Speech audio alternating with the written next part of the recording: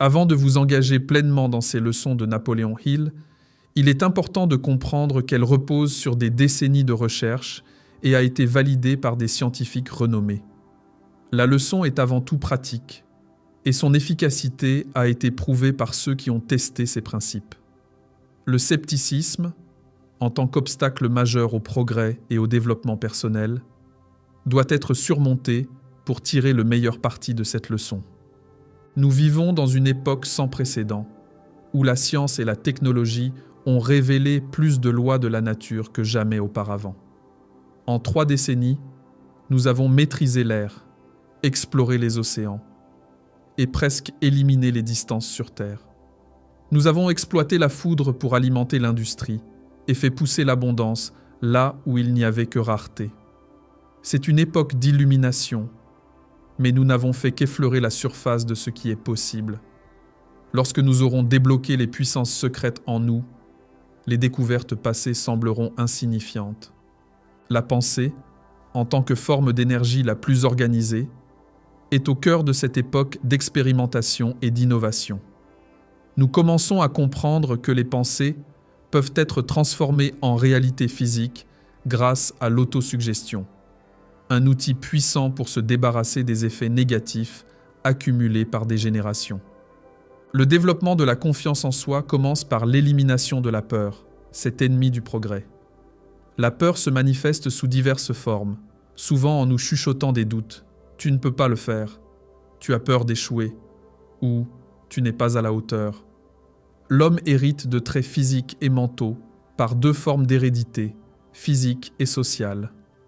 Par l'hérédité physique, nous avons évolué à travers les âges, intégrant les caractéristiques des animaux et des humains qui nous ont précédés. Cependant, ce sont les influences sociales, les superstitions, croyances et idées imposées par les générations précédentes qui jouent un rôle crucial dans le développement de nos peurs. Ces croyances, implantées dans l'esprit des enfants avant qu'ils n'aient la capacité de raisonner, deviennent une partie intégrante de leur personnalité et sont extrêmement difficiles à changer. L'ignorance et la superstition sont les jumelles de la peur. Et en acquérant des connaissances, on peut commencer à émanciper son esprit de ses ennemis. La confiance en soi est une des forces naturelles les plus puissantes pour le développement personnel. Cependant, son ignorance ou mauvaise application peut transformer cette force en obstacle plutôt qu'en aide. Par exemple, un homme qui, après une déception, décide que tous les gens sont indignes de confiance, se programme inconsciemment à attirer des expériences négatives. À l'inverse, une femme qui voit le meilleur en chacun attire à elle des personnes optimistes et bienveillantes grâce à la loi de l'attraction. Un homme bien éduqué, croyant que la modestie est une vertu, se cache à l'arrière-plan par crainte de la critique. Cette attitude le condamne à rester dans l'ombre, limitant l'impact de ses compétences. Une femme issue d'un milieu pauvre, en s'imprégnant de la croyance que « pauvre un jour, pauvre toujours », se condamne à rester dans la pauvreté, paralysée par cette autosuggestion. La lutte, loin d'être un inconvénient, est un avantage certain. Ceux qui n'ont jamais eu à lutter, comme les enfants nés dans la richesse, peuvent perdre leur ambition et leur confiance en soi. L'inaction conduit à l'atrophie mentale et spirituelle, tandis que la nécessité de lutter développe des vertus essentielles à la réussite. Un jeune vendeur, plutôt que de viser des clients faciles, choisit les clients les plus difficiles. Grâce à une persévérance sans faille, il parvient à vendre à ceux que tous considéraient comme impossibles. Cette expérience lui donne une confiance en soi inébranlable, lui permettant de devenir un des meilleurs vendeurs de son époque. Le soutien et l'encouragement d'un partenaire peuvent transformer une vie. Par exemple, un agriculteur est devenu un dentiste éminent grâce à la foi et aux encouragements de sa femme. Ce type de soutien peut être déterminant pour accomplir de grandes choses. Pour renforcer la confiance en soi, il est conseillé d'adopter une formule d'autosuggestion. Cette formule doit être répétée quotidiennement, avec conviction, pour ancrer l'idée de réussite dans l'esprit. En se concentrant sur une image mentale de la personne que l'on souhaite devenir, on programme son esprit pour transformer cette image en réalité. L'habitude naît de la répétition des mêmes actions, pensées ou mots, encore et encore. Elle peut être comparée au sillon d'un disque, où l'esprit humain joue le rôle de l'aiguille qui suit ce sillon. Une fois bien formée, une habitude guide l'esprit avec la même précision qu'une aiguille de phonographe suit le sillon d'un disque. Ainsi, l'esprit tend à s'attacher à une habitude, ce qui influence notre comportement de manière automatique. L'habitude se forme en orientant de manière répétée nos sens dans une direction donnée. Une fois bien ancrée, elle contrôle notre activité corporelle et peut transformer une simple pensée en un puissant facteur de développement de la confiance en soi. La répétition d'une affirmation ou la concentration sur un désir profondément ancré dans l'esprit peut devenir une source d'inspiration et un levier de changement. Henry Ford, par exemple, a transformé une vie modeste en un succès phénoménal grâce à une confiance inébranlable en lui-même. L'esprit humain est une machine merveilleuse et mystérieuse, en constante évolution. Il se développe et s'épanouit lorsque soumis à un exercice intellectuel régulier, augmentant ainsi sa capacité à interpréter et comprendre davantage. La confiance en soi est un élément crucial du succès. Les autres ne croiront en vous que si vous croyez en vous-même, car les pensées que vous avez à votre propre égard se communiquent naturellement aux autres. L'opportunité favorise ceux qui ont confiance en eux, et cette confiance se construit par la maîtrise de soi et la connaissance de ses propres capacités. La loi de la télépathie mentale explique que ce que vous pensez de vous-même se transmet aux autres, influençant ainsi leur perception de vous. Il est essentiel de cultiver cette confiance par la pratique et de la laisser se manifester à travers vos actions pour attirer les opportunités et réussir. La vie est un mystère suprême. Nous venons au monde sans notre consentement et nous le quittons de la même manière. Tout au long de notre existence, l'esprit humain est en quête perpétuelle de ce qu'il ne possède pas. Dès l'enfance, nous cherchons toujours à obtenir davantage, et cette quête continue à l'âge adulte, avec des désirs toujours plus grands et insatiables. Le mécontentement est une constante de la vie humaine. L'herbe semble toujours plus verte de l'autre côté de la clôture, que ce soit pour les enfants qui préfèrent les pommes en hauteur ou pour les adultes qui aspirent à ce qu'ils n'ont pas. Le bonheur semble toujours à portée de main, mais jamais pleinement atteint. Chaque réalisation, chaque possession matérielle suscite de nouveaux désirs.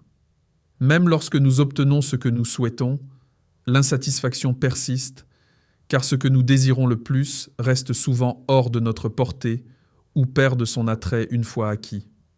La quête incessante de satisfaction nous mène parfois à la religion, dans l'espoir de trouver un sens à notre existence. Mais même ici, les réponses ne sont pas toujours claires et les doutes persistent. Comme le dit Omar Khayyam dans le Rubaiyat, nous sortons souvent par la même porte par laquelle nous sommes entrés, toujours en quête mais jamais pleinement satisfaits. L'anticipation d'un futur meilleur semble offrir plus de satisfaction que sa réalisation. La vie est un éternel point d'interrogation, où l'espoir d'une réalisation future est souvent plus doux que le succès lui-même.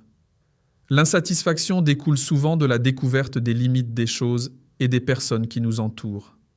En fin de compte, la foi, qu'elle soit en soi, en une cause ou en une force supérieure, est ce qui pousse l'humanité à accomplir des miracles.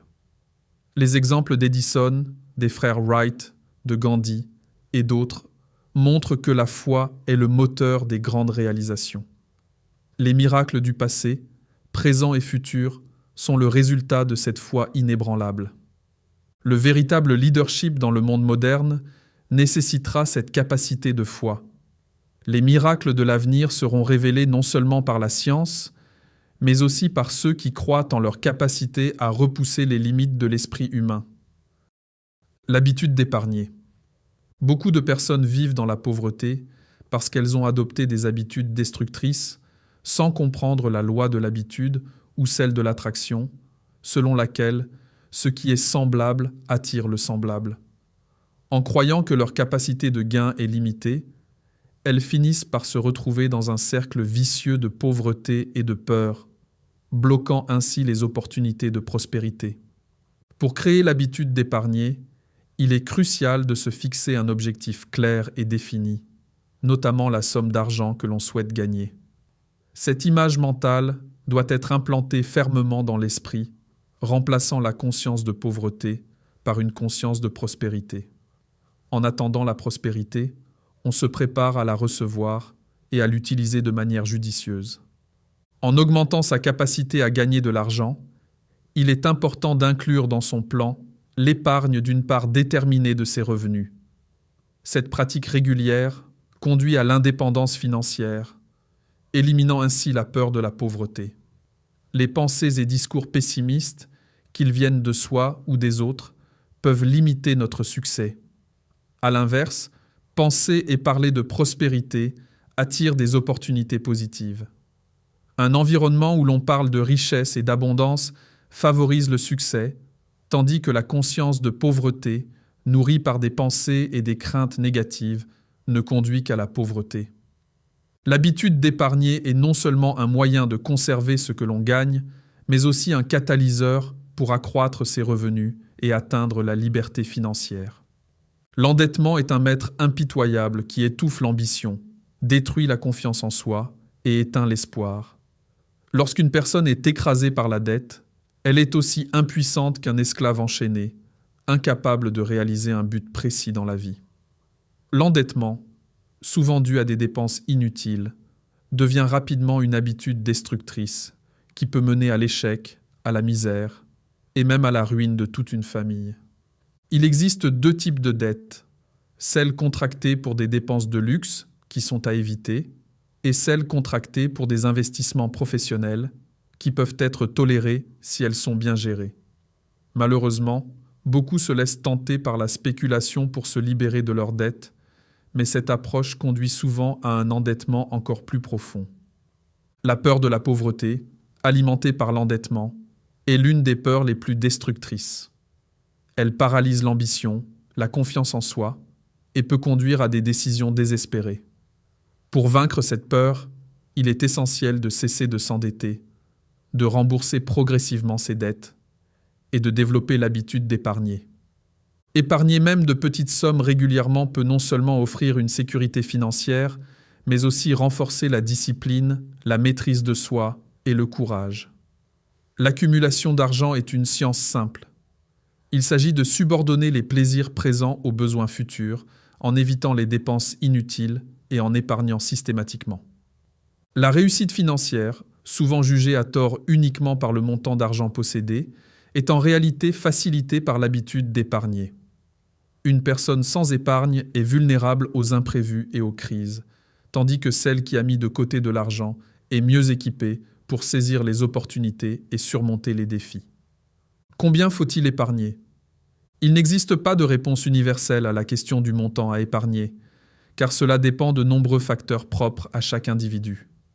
Cependant, une approche générale peut être proposée pour la répartition des revenus.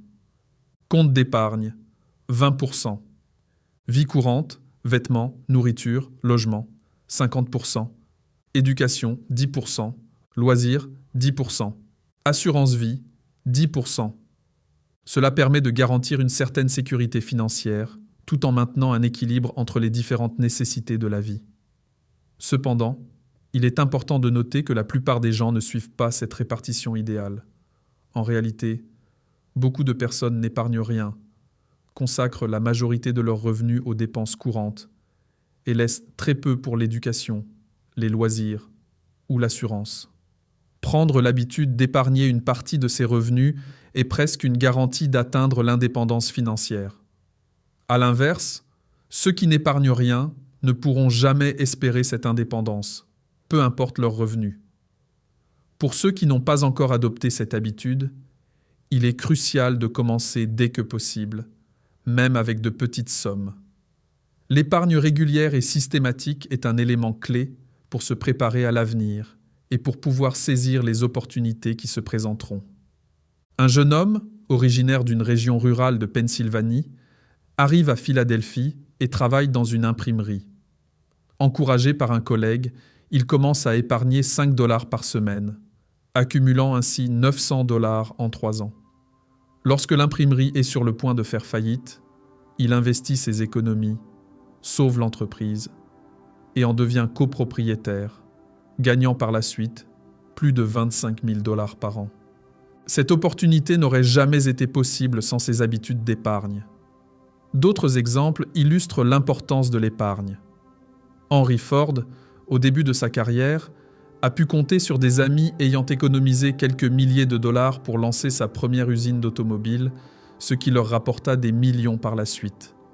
Ces récits montrent que derrière presque toutes les grandes fortunes se cache une habitude bien développée d'économiser de l'argent. John D. Rockefeller, avant de devenir un magnate du pétrole, était un simple comptable qui, grâce à ses économies, a pu emprunter les fonds nécessaires pour démarrer son entreprise. James G. Hill, avec un salaire de 30 $ par mois comme télégraphiste, a économisé suffisamment pour financer son idée du réseau ferroviaire Great Northern, ce qui lui a permis de convaincre des investisseurs. La capacité à économiser est souvent ce qui inspire confiance aux investisseurs et aux créanciers. Par exemple, George B. Williams, qui avait économisé 5 $ par semaine pendant 4 ans, a pu obtenir le crédit nécessaire pour ouvrir sa propre imprimerie, qui est devenue l'une des plus prospères de Chicago. Même des petites économies peuvent ouvrir des portes. Un jeune machiniste ayant épargné 200 $ a pu aider un inventeur sans le sou à lancer un produit ménager, et 6 ans plus tard, il vendait sa part dans l'entreprise pour 250 000 $. L'épargne n'est pas seulement une question de fonds disponibles, mais elle témoigne de qualités essentielles telles que la discipline et la fiabilité, rendant ainsi plus probable la réussite à long terme. Leçon 3. Leadership et le pouvoir d'initiative. L'initiative est une qualité essentielle pour réussir et constitue la base du leadership. Cette capacité pousse une personne à agir sans qu'on le lui dise, ce qui est crucial pour devenir un leader efficace. Ceux qui prennent l'initiative sont ceux qui reçoivent les récompenses du monde, qu'il s'agisse d'argent ou d'honneur. Elbert Hubbard explique que l'initiative consiste à faire ce qu'il faut sans qu'on le demande, et à continuer à le faire même après avoir été instruit. Ceux qui attendent qu'une nécessité les pousse à agir reçoivent souvent indifférence et bas salaire. Le leadership n'est jamais trouvé chez ceux qui n'ont pas développé l'initiative. Les leaders que l'on connaît sont ceux qui ont pris des initiatives avec des objectifs clairs en tête. Bill Gates et Paul Allen ont fait preuve d'initiative lorsqu'ils ont vu l'opportunité de créer un langage de programmation pour l'Altair 8800, un des premiers ordinateurs personnels. Sans posséder l'ordinateur, ils ont développé un logiciel et l'ont proposé à son créateur, ce qui les a menés à fonder Microsoft, une entreprise qui domine aujourd'hui le marché mondial des logiciels. Pour devenir une personne d'initiative, il est essentiel d'éliminer la procrastination. Cela peut être fait en se fixant un objectif clair et en s'engageant à accomplir une action spécifique chaque jour pour s'en rapprocher. Il est également important d'inspirer les autres à développer l'initiative, car cela renforce notre propre détermination à agir. Il existe 2 types de leadership. L'un est destructeur et impose sa volonté aux autres, tandis que l'autre est constructif, guidant les autres vers l'autodétermination et la justice. Le leadership constructif, incarné par des figures comme Abraham Lincoln, apporte des bienfaits durables et laisse un héritage positif. Dans tous les domaines, être le premier implique une exposition constante, où l'envie et la critique sont inévitables. Le leadership attire les critiques, mais ces attaques ne font que renforcer la valeur du leader. Ceux qui accomplissent des œuvres médiocres sont ignorés, tandis que les chefs-d'œuvre attirent l'attention, tant positive que négative. Les vrais leaders sont constamment surveillés et jugés. Ils restent des cibles de critiques, mais c'est précisément cette attention qui confirme leur statut de leader. Même face aux tentatives de déstabilisation, le vrai leadership demeure inattaquable, car il est fondé sur des qualités profondes et indéniables. La coopération est essentielle pour un leadership efficace. Aucune réussite durable n'est possible sans l'union des efforts et l'harmonie entre les individus. Le manque de coopération a historiquement conduit à la chute de nombreuses entreprises et civilisations. En affaires, comme dans la vie, la coopération est le socle de tout succès à long terme. Pour être un leader efficace, il est crucial de connaître et comprendre les personnes que l'on dirige, d'anticiper leurs besoins et de toujours adapter son leadership aux circonstances. Un leader doit être un exemple à suivre, capable d'inspirer et de diriger avec justice et détermination. Pour concrétiser un objectif principal défini, il ne suffit pas de le souhaiter, il faut prendre des initiatives et persévérer activement jusqu'à ce qu'il soit atteint. Le succès repose sur la persévérance, qui transforme le désir en une détermination ferme d'obtenir ce que l'on veut. Sans persévérance, un objectif principal défini reste inactif. Un simple vœu pieux sans chance de se réaliser. L'initiative implique de poursuivre son but de manière agressive et continue, jour après jour, année après année, si nécessaire. Les leaders se distinguent par leur capacité à prendre des décisions rapides et fermes. Une analyse de 16 000 personnes révèle que les leaders prennent toujours des décisions rapidement, même pour des questions de moindre importance, contrairement aux suiveurs qui hésitent souvent et évitent de prendre des décisions.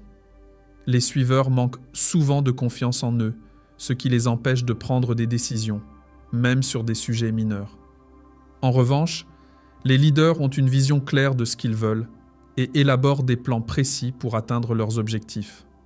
Le manque de prise de décision est un obstacle majeur pour de nombreuses personnes. Par exemple, un vendeur tente de convaincre un agent immobilier d'acheter un cours sur les techniques de vente. L'agent immobilier, hésitant et indécis, est incapable de prendre une décision, illustrant le comportement d'un suiveur. Le vendeur, en tant que leader, lui fait comprendre que son incapacité à prendre des décisions rapides et fermes est la cause de son échec professionnel. L'histoire de l'agent immobilier montre qu'il a dû changer sa mentalité pour réussir. Après une prise de conscience brutale, il décide de suivre les conseils du vendeur, de prendre des décisions plus audacieuses et de poursuivre ses objectifs avec détermination. 3 ans plus tard, il devient un leader prospère, dirigeant une équipe de 60 vendeurs et transformant son échec temporaire en un succès durable. L'initiative et la prise de décision ne se limitent pas à une situation ou à un contexte particulier. Elles sont universelles et peuvent transformer n'importe quelle circonstance, même les plus défavorables, en opportunités de succès. L'imagination joue également un rôle crucial en permettant de décomposer les problèmes complexes en parties plus gérables, rendant ainsi les solutions plus accessibles. L'initiative et le leadership sont inséparables. Pour diriger efficacement, il faut non seulement prendre des initiatives, mais aussi être capable de concevoir et d'exécuter des plans précis, guidés par un objectif principal bien défini. L'intolérance est un obstacle majeur au succès et à la coopération. Elle est source de divisions et de conflits inutiles, que ce soit sur des questions religieuses, économiques ou personnelles. L'intolérance empêche l'harmonie et la collaboration, 2 éléments essentiels pour réaliser des objectifs collectifs. Les leaders de demain devront posséder des qualités qui les distinguent des leaders du passé, notamment la maîtrise de leurs peurs, la capacité à subordonner leurs intérêts personnels au bien commun, et l'application de la règle d'or dans leurs relations avec les autres. Les 20 qualités essentielles du leadership sont des prérequis pour quiconque aspire à diriger dans le futur. Ces qualités incluent la confiance en soi, l'imagination, l'initiative, l'enthousiasme, la maîtrise de soi, la persistance, l'honnêteté et la tolérance. Le leadership efficace exige une combinaison de ces qualités qui doivent être cultivées et appliquées de manière cohérente. Leçon 4. L'imagination. L'imagination est l'atelier de l'esprit humain où les idées existantes et les faits établis peuvent être réassemblés pour de nouvelles combinaisons et de nouvelles utilisations. Elle est définie comme la capacité de former des idées ou des images mentales de ce qui n'a jamais été perçu auparavant, par la synthèse d'expériences ou d'idées antérieures. C'est un pouvoir créatif essentiel, souvent décrit comme le pouvoir créatif de l'âme, bien que ce terme puisse sembler abstrait. L'imagination peut être développée. Les qualités comme la confiance en soi, l'initiative et le leadership doivent d'abord être créées dans l'imagination avant de devenir réalité. C'est dans cet atelier mental que vous pouvez mettre en œuvre l'autosuggestion pour créer ces qualités nécessaires à la réalisation de vos objectifs. L'imagination est le pivot central autour duquel toutes les autres compétences se développent. L'imagination n'est pas seulement une source de rêves fantaisistes, mais un outil pratique et puissant pour transformer des idées en réalisations concrètes. Elle permet de créer de nouvelles combinaisons de concepts et de transformer des plans en réalité. L'imagination peut capter les pensées et les vibrations d'autres esprits, un phénomène souvent lié à la télépathie. Ce pouvoir peut se manifester à travers des intuitions ou des jugements rapides qui ne sont pas toujours en accord avec la logique, mais qui sont souvent le résultat de pensées captées inconsciemment. Thomas Edison, en combinant des principes électriques connus, a inventé l'ampoule électrique. Sa persévérance et son imagination lui ont permis de surmonter les défis techniques et de réaliser cette innovation majeure. James G. Hill a visualisé un réseau ferroviaire reliant les océans Atlantique et Pacifique, alors qu'il n'était qu'un simple opérateur télégraphique. Son imagination a été le premier pas vers la réalisation de l'une des plus grandes entreprises ferroviaires de l'époque. Ces exemples montrent que l'imagination est la force motrice derrière les grandes réalisations. C'est un outil qui permet de voir au-delà des limitations présentes et de créer un avenir meilleur. L'imagination est le seul domaine sur lequel vous avez un contrôle absolu. D'autres peuvent vous priver de vos richesses matérielles ou de votre liberté. Mais personne ne peut vous priver de l'usage de votre imagination.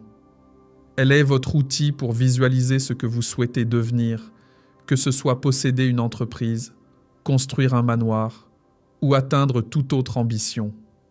Pour développer et utiliser efficacement votre imagination, il est utile de noter toutes les idées qui vous viennent à l'esprit, même celles qui semblent mineures ou irréalistes.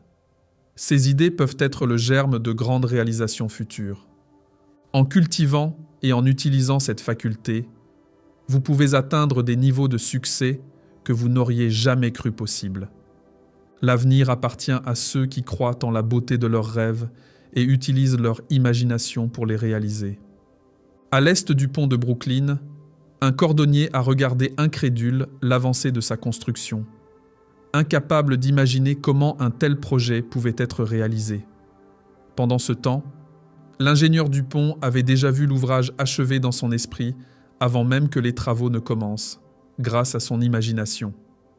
L'imagination, quand elle se conjugue avec l'action, devient une force puissante. C'est ainsi que la plus grande nation du monde, les États-Unis, a été créée et nourrie dès ses premiers jours. Les fondateurs ont su allier leurs rêves à des actions concrètes. De la même manière, chaque individu peut utiliser son imagination pour définir un but principal définitif, ce qui est essentiel pour atteindre ce qu'il désire le plus dans la vie. Une fois que vous avez clairement défini ce que vous voulez, la bataille pour la réussite est déjà à moitié gagnée. La détermination de poursuivre cet objectif, peu importe les obstacles, complète le processus. Les adversités et les échecs temporaires sont souvent des bénédictions déguisées, car ils obligent à utiliser à la fois l'imagination et la détermination pour trouver des solutions créatives et persévérer. L'imagination est également un outil crucial dans l'art de la vente. Elle permet de comprendre les désirs des clients, d'adapter les présentations de produits à leur goût et de créer une expérience d'achat agréable. Par exemple, un vendeur qui sait observer et répondre aux indices laissés par un client peut augmenter considérablement ses chances de conclure une vente. L'imagination ne se limite pas à la création de nouveaux produits. Elle s'applique aussi à l'amélioration des services, à la présentation des marchandises et à l'engagement des clients. Leçon 5. L'enthousiasme. L'enthousiasme est une force puissante, un état d'esprit qui inspire et motive l'action. Plus qu'une simple émotion, l'enthousiasme est contagieux et affecte non seulement celui qui l'éprouve, mais aussi toutes les personnes avec lesquelles il entre en contact. En ce sens, il agit comme la vapeur qui propulse une locomotive. Les grands leaders et les vendeurs efficaces savent comment utiliser l'enthousiasme pour inspirer et influencer positivement les autres. Mélangez l'enthousiasme à votre travail et ce dernier deviendra plus léger et moins monotone. L'enthousiasme donne une énergie telle que vous pouvez accomplir beaucoup plus avec moins d'efforts, en réduisant même le besoin de sommeil. Il est possible d'être tellement absorbé par une tâche grâce à l'enthousiasme qu'on en perd la notion du temps. L'enthousiasme, loin d'être une simple figure de style, est une force vitale que chacun peut exploiter. Il recharge votre corps et vous aide à développer une personnalité dynamique. Si certains sont naturellement enthousiastes, d'autres peuvent le devenir en suivant un processus simple. Commencez par travailler sur ce que vous aimez ou fixez-vous un objectif principal défini qui vous passionne. Même si vous ne pouvez pas encore réaliser votre objectif principal, personne ne peut vous empêcher de l'imaginer, de le planifier et d'y mélanger de l'enthousiasme. Le bonheur, qui est le but ultime de tous nos efforts, réside dans l'espoir d'une réalisation future. Ce bonheur, cet espoir d'atteindre des sommets encore inaccessibles, nourrit l'enthousiasme. Ainsi, quelle que soit votre situation actuelle, vous pouvez vous enthousiasmer pour un objectif principal défini, et cet enthousiasme vous aidera à surmonter tous les obstacles. L'enthousiasme est également une forme de suggestion. Il influence les autres non seulement par ce que vous dites, mais aussi par la manière dont vous le dites et par vos actions. Un enthousiasme sincère peut rendre vos paroles et vos actions plus convaincantes. Lorsque vous parlez avec enthousiasme de quelque chose, cela se transmet aux autres, les mettant dans un état d'esprit réceptif et positif. Cela est particulièrement vrai dans les domaines de la vente et du leadership, où l'enthousiasme peut être le facteur décisif pour convaincre et inspirer. La suggestion est un outil psychologique puissant que nous utilisons constamment, souvent sans nous en rendre compte. Elle peut influencer les pensées et les actions des autres de manière subtile mais efficace. Pour que la suggestion soit efficace, il est crucial que l'esprit de la personne à qui elle s'adresse soit réceptif. Un vendeur efficace sait neutraliser l'esprit de l'acheteur potentiel avant de tenter de conclure une vente. Cela implique d'établir un climat de confiance et de préparer le terrain pour que le message soit reçu favorablement. Leçon 6. L'autocontrôle. L'autocontrôle est essentiel pour canaliser l'enthousiasme de manière constructive. Sans lui, l'enthousiasme peut devenir destructeur, comme un éclair incontrôlé. L'autocontrôle permet de diriger l'énergie vers des objectifs précis en évitant les erreurs qui pourraient nuire à soi-même ou aux autres. Il partage une expérience personnelle où, en perdant son calme, il a appris l'importance de la maîtrise de soi. Après une confrontation avec un concierge, il a réalisé que son manque d'autocontrôle l'avait non seulement humilié, mais aussi détourné de son but principal.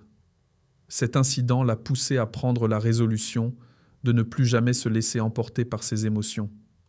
L'autocontrôle est crucial dans les interactions sociales et professionnelles.